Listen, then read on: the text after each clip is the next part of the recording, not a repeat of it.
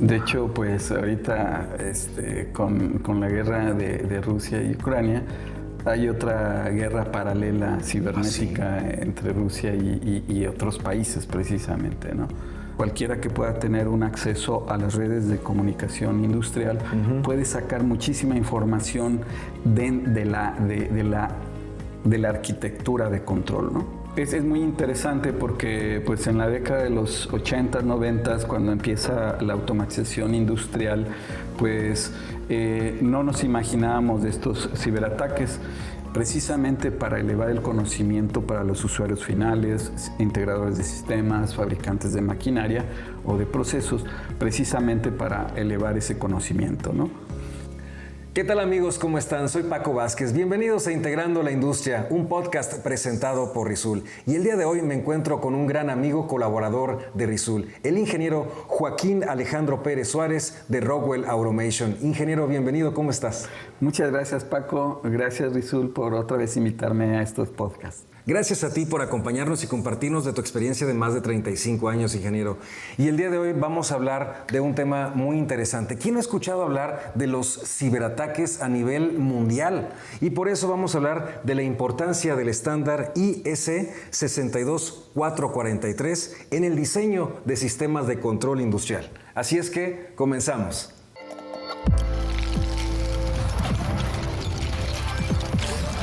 Risoul presenta Integrando la Industria. Y hablando de eso, por cierto, ingeniero, pues sabemos de grandes ciberataques que han sido noticia a nivel mundial, como bien dices, de los mismos gobiernos, en donde la información muy confidencial se ha dado a conocer. ¿Por qué está pasando tanto esto? Bueno, pues por un lado, pues gente que quiere sacar provecho de toda esa información, que pueden ser varios actores, que pueden ser desde terroristas, hacktivistas, que se le llaman, que son o hackers que quieren tener un beneficio económico, ¿no? Una recompensa, ¿no? Exactamente, ¿no? Precisamente pues, págame dinero y no comprometo la información que ya tengo, ¿no? Entonces, de eso se trata, ¿no? Desafortunadamente, y es algo con lo que tenemos ya que vivir de hoy en adelante, ¿no? De hecho, tenemos una estadística desde el 2010 de manera mundial, en donde se ve año con año los ciberataques, cómo van creciendo, y en el 2017 hay un pico de ataques de manera mundial, y ese pico no fue consecuencia, sino, no fue nada más porque sí, sino fue a consecuencia de que hay mucha tecnología de Internet de las cosas, empezó a haber la tecnología de Internet de las cosas. Ahora ya hablamos de Internet of Things, que es lo mismo pero en la parte industrial. Entonces, precisamente se ve como cuando se empieza a utilizar ya esas tecnologías, pues los ciberataques suben, se incrementan muchísimo, ¿no? Y tenemos ya que vivir con eso de aquí en adelante, ¿no? Y es lo que nos platicas, los factores entonces, como la industria 4.0 es parte de estar interconectado, pero te pone susceptible si no te preparas, ¿verdad? Definitivo. Y hay muchas vulnerabilidades. De hecho, por ejemplo, los proyectos que yo hice a fines de los 80s, en los 90s, pues en automatización nunca te llegabas a preguntar, oye, ¿qué pasaría si me mueven un parámetro crítico o si me mueven el código? No nos preguntábamos eso porque pues supuestamente iba a ser gente capacitada, de que no iba a tener acceso a herramientas. Pero ahora ya hay que preguntarnos, ¿no? Más si tenemos ya una infraestructura conectada e interconectada, ¿no? Claro, y es ahí donde entra, por ejemplo, también lo que nos decías de si los sistemas de comunicación o los sistemas de control son obsoletos. Definitivo, efectivamente los sistemas de control de hace 20, 25 años, pues no estaban diseñados contra estas situaciones, ¿no?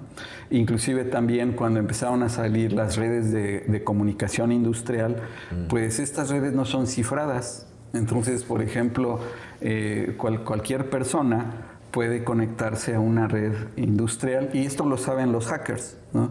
Que la parte de infraestructura industrial que tenemos es la más vulnerable, ¿no? Se conectan de alguna manera, ¿sí? Tienen acceso a las redes y de ahí pueden sacar direcciones IPs, pueden sacar modelos de los equipos, ¿sí? ¿Qué firmware tienen los equipos? ¿Qué marcas son los equipos que están utilizando? Entonces, si eso lo llevan a ser analizado toda esa información, pues entonces pueden atacar en cierta manera a esa infraestructura, ¿no? Ahorita nos hablas de los hackers, ¿no? Hay un mito en donde se piensa que entonces, si tus máquinas o si tus instalaciones no están conectadas a Internet, entonces no vas a tener ningún riesgo de ciberseguridad. ¿Es correcto este mito? No, para nada. De hecho, se han tenido ataques a la industria. El primero que hubo, inclusive, que es el virus más estudiado, Stuxnet, ese no necesitó salida a Internet, ¿sí? Wow. Simplemente se encuentra la manera de accesar internamente a la infraestructura interna y se empieza a proliferar el virus, ¿no? Por ejemplo, te pongo un ejemplo muy específico. Yo soy una persona que trabajo dentro de una empresa en automatización. Tengo una computadora en la cual yo me enlazo a las redes, tengo acceso a los códigos de los controladores programables y se me hace fácil sacar esa computadora y llevármela a mi casa para hacer cierto reporte, ¿sí? Y meto yo una USB y a lo mejor esa USB está infectada y vuelvo a ingresar esa computadora a la empresa, ¿no? Wow. Y me vuelvo a conectar a los controladores. Uh-huh. Sí. De hecho, hay un virus también que se estudió por ahí, se llama Havex, que atacó a los proveedores de los sistemas de control, a los servidores. Entonces yo, como ingeniero de automatización, yo quería actualizar el firmware de un dispositivo industrial. Entonces me conectaba a los servidores de ese proveedor, pensando que pues voy a bajar un firmware original, ¿sí? Pero como esos servidores ya habían sido atacados, ¿sí? Bajaba yo un firmware con virus. Claro. Y después lo descargaba a mis equipos internos de la compañía. Sí, es algo, cuando empezaron a sacar estos equipos con firmware actualizable, sí, se tuvo esa vulnerabilidad. Es por eso que ahora todos los proveedores de automatización tienen que proteger su infraestructura con los servidores y los firmwares de todos sus dispositivos que están trabajando en campo, ¿no? Ingeniero, ahí es donde entra entonces lo que nos platicabas en el capítulo anterior del estándar IEC 62443. Sí, correcto. Y su evolución de esto, ¿no? Cómo surge. De hecho, es muy interesante porque pues, en la década de los 80s, 90s, cuando empieza la automatización industrial, pues no nos imaginábamos de estos ciberataques. En la década de los 90s, la parte académica se empieza a preguntar acerca de que si se podrían vulnerar los sistemas de control e infectar, ¿sí? Y lo pusieron, la parte académica lo pone sobre la mesa, precisamente porque IT empieza con el tema de ciberseguridad. Recordemos que las tecnologías de información y el equipo de IT nos llevan años con este tema de ciberseguridad, ¿sí? Con sus propios estándares, ¿no? Entonces, se empiezan a plantear la parte académica que qué tan factible es los ciberataques en la infraestructura de sistemas de control, ¿no? Pero se queda hasta ahí, no se hace nada hasta que en el 2010 golpea el primer virus hacia los sistemas de control, que es el Stuxnet, ¿sí? Okay. Pueden ver muchísima información dentro si lo googlean en YouTube, hay muchísima información de este Stuxnet. Entonces, cuando golpea ese virus a los sistemas de control, entonces ya se toma más en serio, ¿sí?, esta situación de que los sistemas de control pueden ser vulnerados. En ese caso, ¿qué pasó? O sea, ¿hubo un impacto importante? Sí, así es, definitivo. Fue un ataque muy dirigido a una planta de enriquecimiento de uranio que tomó simplemente preparar el ataque duró alrededor de 3 a 4 años según los estudios que hay. Precisamente para conocer internamente la infraestructura. Como te decía, cualquiera que pueda tener un acceso a las redes de comunicación industrial puede sacar muchísima información de la arquitectura de control, ¿no? Entonces, ya teniendo esa información, pues se planea implantar un código malicioso en un controlador programable. Y este hace que, por un lado, envía información falsa a las interfaces de operación, indicando que pues, la revolución de estos equipos, el movimiento de estos equipos estaba en ciertas revoluciones por minuto. Y por otro lado, el sistema de control empezaba a incrementar la velocidad, ¿no? El operador pensaba que estaban decreciendo la velocidad y él le seguía aumentando por otro lado. Wow. Hasta que pues dañó esos equipos, ¿no? Fueron unas centrífugas de enriquecimiento de uranio. Fue algo muy planeado. ¿Y cuáles fueron las consecuencias? Las consecuencias, pues, que se sacan a la planta del mercado, ¿no? ¡Wow! O sea, la destruyó. Exactamente, ¿no? Los ingenieros de mantenimiento no sabían qué hacer, no sabían qué estaba pasando hasta que esas centrífugas fueron dañadas por completo, ¿no? Y después se investigó todo este asunto y empezaron a salir pues que había sido un virus. Les digo, es el virus más estudiado y analizado por el impacto que pudo tener, que tuvo más bien, ¿no? Y esto a raíz de esta experiencia en el 2010. Exacto. Entonces, han pasado 13 años. Quiere decir que, 12. ¿Ha habido una evolución entonces en los estándares? A partir de esa fecha, entonces, la comunidad de automatización mundial, por ejemplo, la ISA, que es una organización o una asociación internacional de automatización, empiezan a sacar los primeros estándares. De hecho, ahí se genera el estándar ISA 99. En donde empiezan a aplicar de una manera muy simple, pues, cómo evitar en un sistema de control, pues, este tipo de ataques dirigidos a ellos, ¿no? Sin embargo, otras comunidades globales, como por ejemplo IS, empieza a platicar con ISA y evolucionan todos estos estándares y se origina el estándar ya mundial conocido, bueno, ni se conoce mucho porque no se está aplicando realmente todavía por el desconocimiento, el 62443, ¿no? Que ha seguido evolucionando. Todavía se sacaron los últimos reportes técnicos en el 2019. Entonces, eso nos da una idea de que pues realmente no se están utilizando todavía por desconocimiento, ¿no? Y es que nos comentabas que depende de la región, hay unas variantes, ¿verdad? Sí, hay algunas regiones que pues van más adelantados con este conocimiento, con la implementación. Aquí en México, desafortunadamente, vamos muy retrasados en este tema. En la parte de ciberseguridad OT que le llamamos, porque muchas veces ahí también, cuando hablamos de ciberseguridad y lo dejamos hasta ahí, pensamos que es la ciberseguridad de tecnologías de información, ¿no?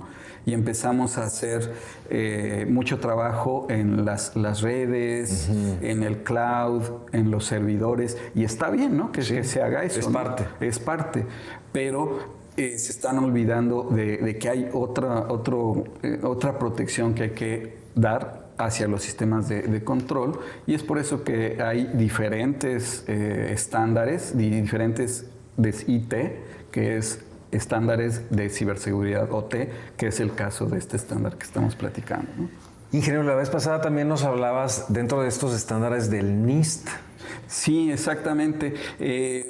Bueno, por otro lado, en lo que te platicaba de la evolución del ISC 62443, por otro lado, pues Estados Unidos empieza a pensar, ves de que Estados Unidos no tiene muy buena reputación con otros países orientales, entonces empiezan a sacar un framework para proteger su infraestructura, ¿no? Entonces ellos se empiezan a mover rápidamente sacando algunas guías para proteger infraestructura crítica de Estados Unidos, ¿no? Y de ahí proviene pues la NIST, que nos da recomendaciones. A mí me gusta más el 62443 precisamente porque nos da una metodología de hacer análisis de ciberriesgos en sistemas de control, en donde se tienen que sacar niveles de seguridad, los famosos security levels. Okay.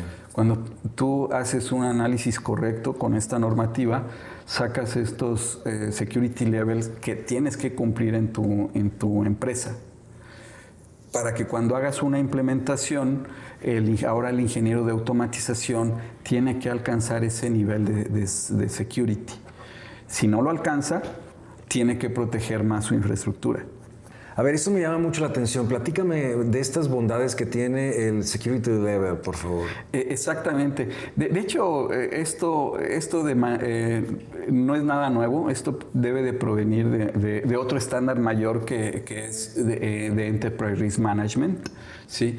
En donde ahí te dan una metodología para el esquema de manejo de riesgos. Ese esquema de manejo de riesgos lo aplicamos en safety, como te decía la vez pasada, pero también se debe de manejar en la parte de ciberseguridad, ¿no? En donde nos dice, tienes que hacer análisis de riesgos, tienes que sacar esos niveles de cumplimiento en tus implementaciones, ¿sí? Y solamente los vas a sacar haciendo correctos análisis de riesgo. Después viene la parte de implementación, en donde tú tienes que demostrar que estás cumpliendo con esos niveles de seguridad.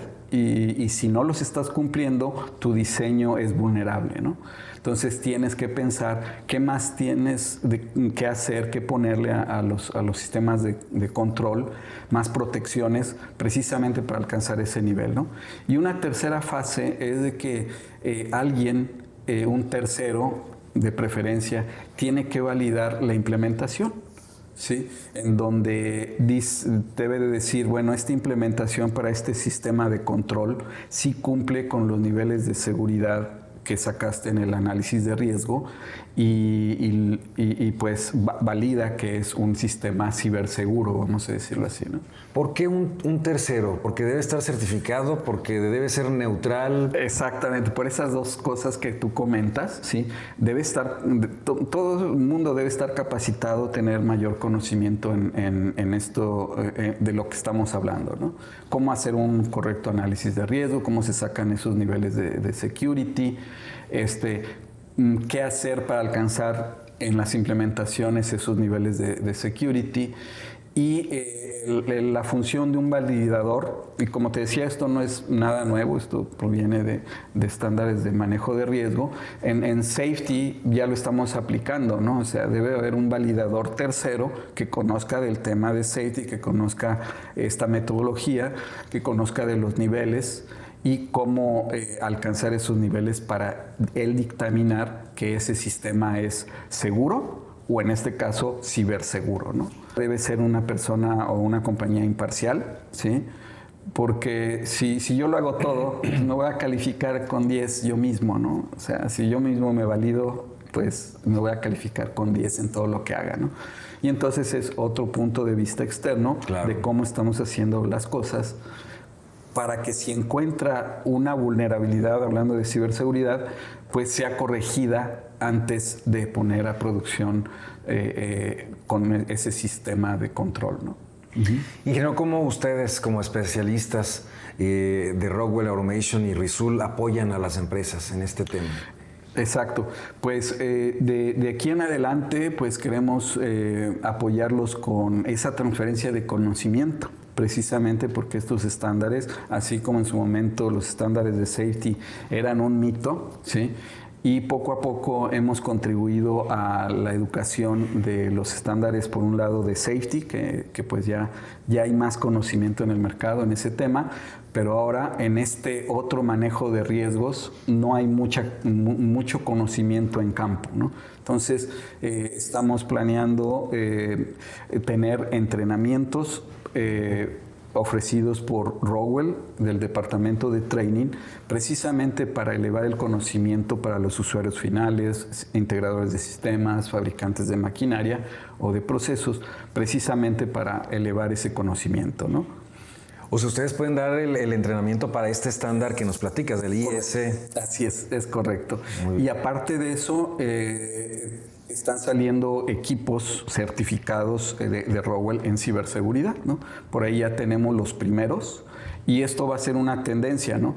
Y cualquier proveedor ético que quiera subirse a este tema de ciberseguridad OT industrial, pues va a tener que ofrecernos equipos certificados en el futuro en ciberseguridad, ¿no? Y nosotros ya tenemos los primeros. Excelente, excelente, ingeniero. Pues gracias por esta noticia.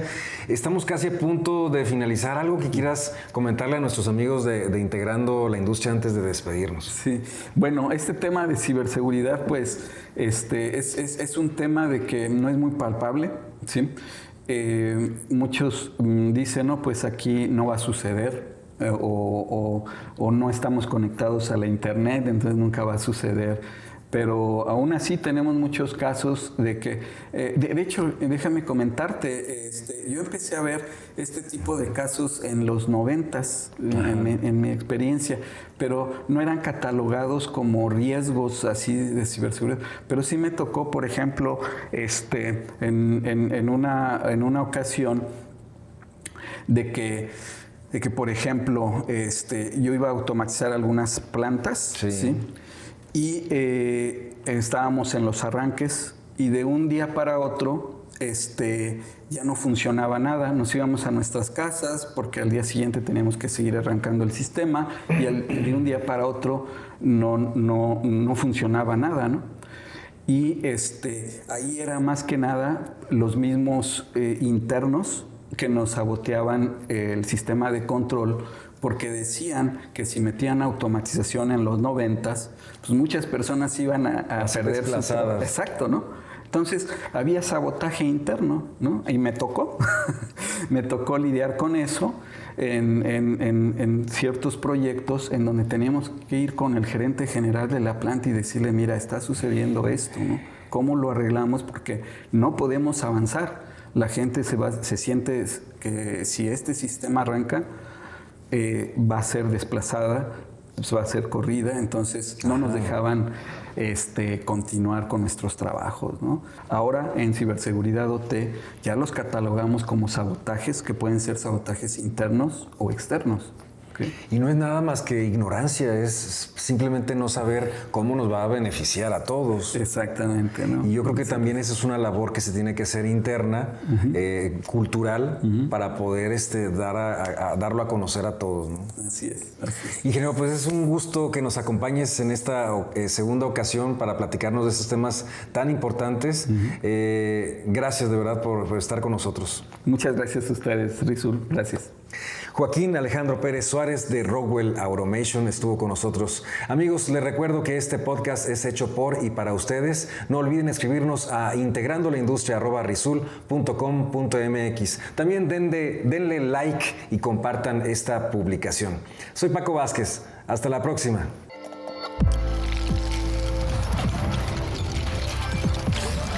Risoul presenta Integrando la Industria.